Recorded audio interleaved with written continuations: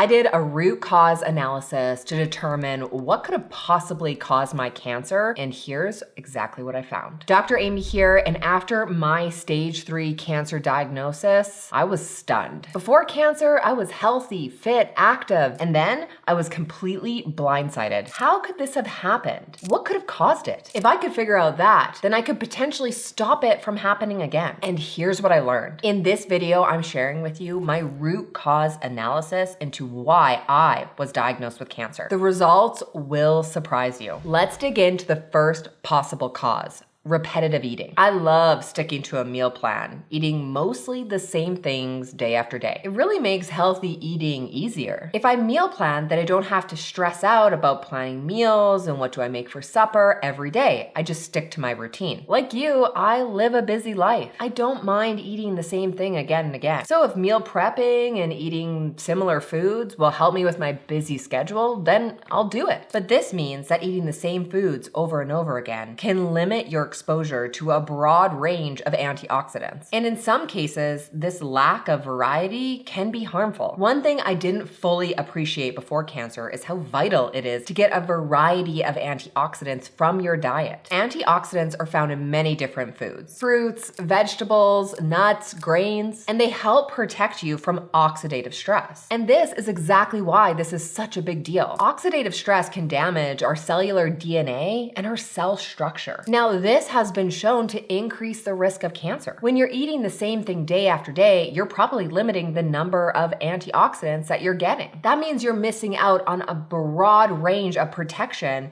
that your body could be getting. For example, blueberries has a type of antioxidant that's anti-inflammatory versus leafy greens like spinach that contain beta-carotene and lutein. Without mixing up my diet, I realized I was missing out on some powerful compounds. And unfortunately, that may have made my body less equipped to defend itself against cancer. So this is pretty straightforward to correct, and here's what I do now. Every single meal, I eat 2 different types of vegetables. This provides a variety of different colors and different antioxidants that you need to protect yourself. I also build my plate with at least half of it being vegetables. Now, this is a lot of veggies, so if you're not used to this quantity, you may have to gradually build your way up. But I do still love to meal prep, so here's what I do. Every week, I add in just one new recipe, something new every week, and that can make a real difference. Okay, but on to the next thing that I found in my root cause analysis: excessive exercising. This took me by surprise, but you need to know about this too. Exercise is usually one of the best things that you can do for your body and your mind, but you can also take it too far, and that can have some unintentional consequences. I share this with many of my clients in the Cancer Freedom Program that too much exercising can actually be a bad thing. Prior to my diagnosis, I was doing intense exercise almost daily. I was a competitive athlete, so I worked out for long periods and multiple times a week. But excessive exercise can increase inflammation in your body over the long term. Here's what happens when we overdo exercise. Intense workouts can cause minor injuries or tears in muscle or tissue when you work out. Now, this is a normal part of the process. This is part of just getting stronger. But if we don't give our body time to heal and repair from those micro injuries, well, that can lead to long-term inflammation. And chronic inflammation sustained over a long period of time, well, that can be a real problem. It can actually disrupt your normal cellular function and lead to cancer. Chronic inflammation can actually suppress your body's immune system's ability to detect and destroy invading cancer cells. Our immune system's actually designed to detect and destroy cells that are acting inappropriately or that are damaged. When our bodies are constantly inflamed, well, then your defense mechanisms are weakened. So while exercising is a fantastic thing for your health and perfect to do in moderation, moderation is the key. Overworking our bodies without giving it a break, well, this can often lead to chronic health problems, including cancer. Now, don't worry, hardly anyone is going to be getting to these excessive levels of exercising. It would need to be something you do for several hours a day and multiple days a week. And personally, I still still work out, but I listen to my body. I do not exercise as a competitive athlete anymore. Instead, I exercise to prevent cancer. We know that using exercise in a really strategic way, well, that can actually lower your risk of a cancer recurrence by up to 59%. That's incredible. I mean, that's a really powerful thing, but you have to use it right. So if you're a fitness enthusiast, then remember that resting is part of the process, because overdoing it might be doing more harm than good in the long run. Okay, but on to the next thing that I found in my root cause analysis: stress. Cancer survivors bring this up to me over and over again, but stress does not actually cause cancer. Let me explain. Everyone's busy and stressed to some degree. That's just part of life. So if we were all enduring stress, then we would all have cancer.